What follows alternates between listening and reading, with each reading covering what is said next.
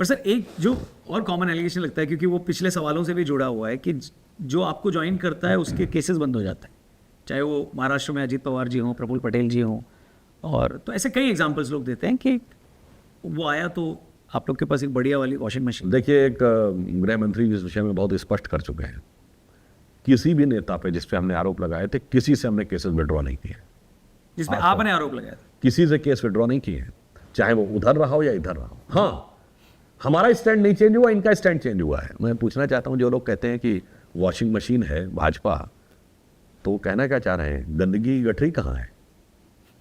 मतलब एक कहावत होती है हिंदी में, अपने मुंह मियाँ मिट्ठू बनना, पर यह है अपने मुंह मियाँ फजीयत बनना। तो आप कहने का प्रयास कर रहे हैं। मैं एक छोटा सा उदाहरण देना चाहता हूं। अब नारदा शारदा का मामला है, तो वेस्ट बंगाल सरकार का ऑफिशियल स्टैंड था कि ऐसा कुछ हुआ ही नहीं। ठीक, जो आरोप महाराष्ट्र सरकार में है, उनकी सरकारों का आधिकारिक बयान था कि ऐसा कुछ नहीं हुआ। हमारा विपक्ष के रूप में आरोप था कि ऐसा हमें शक है जी, और जांच चल रही है, तो हमने अपना स्टैंड नहीं चेंज किया। आपने स्टैंड चेंज कर दिया। सरकार के रूप में आपका बयान है कि आपकी सरकार में ऐसा कुछ नहीं हुआ। आप कहते नहीं, भ्रष्टाचार हुआ था, बहुत भयंकर भ्रष्टाचार हुआ था, हम लोग घनघोर भ्रष्टाचारी थे, देखो ये भ्रष्टाचारी था। तो भाई पहले वो ये बता दें कि उनकी सरकार में भ्रष्टाचार हुआ था या नहीं।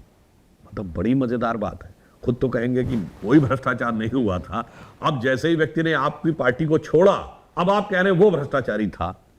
तो इसका मतलब आप अपने को भ्रष्टाचारी साबित कर रहे हैं।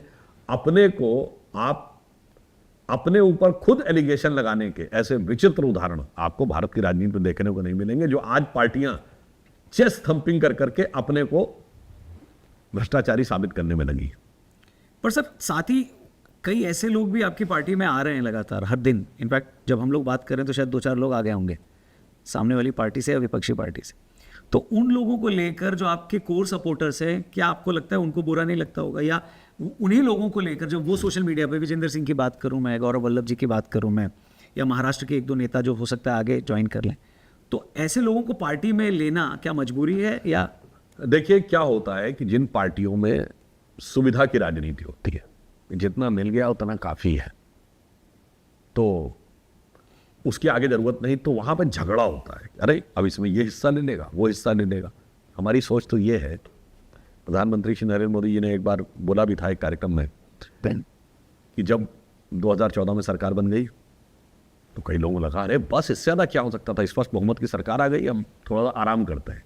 2019 में जब सरकार बनी तो उनके एक शुभचिंतक व्यक्ति ने कहा कि अरे मोदी जी, दोबारा सरकार बन गई, पहले आप प्रधानमंत्री बन लिए, यही जीवन की कितनी बड़ी उपलब्धि हो गई, स्पष्ट बहुमत की सरकार के प्रधानमंत्री बन लिए, अब दोबारा सरकार भी बन गई, अब थोड़ा आराम करिए। ये जो आप सवाल पूछ रहे हैं ना, ये आराम करने वालों की मानसिकता से निकलता है। मोदी जी ने कहा कि ना, जब हमारा उद्देश्य क्या है, भारतीय जनता पार्टी का उद्देश्य और हमारी विचारधारा का उद्देश्य और हमारे नेता नरेंद्र मोदी जी का उद्देश्य क्या है, जीवन का उद्देश्य नहीं है शांत भवन में टिक रहना, किंतु पहुंचना उस सीमा तक जिसके आगे राह न हो। तो हमें तो उतना विस्तार करते हुए चले जाना है, उसमें तो बहुत लोग आएंगे, किसी के लिए कोई जगह में कमी नहीं है। क्योंकि जब कभी सोचते थे इतना, आज देखिए पूरे भारत में व्याप और विस्तार हो रहा है, तो डिफरेंट वॉक्स ऑफ लाइफ से लोग आएंगे।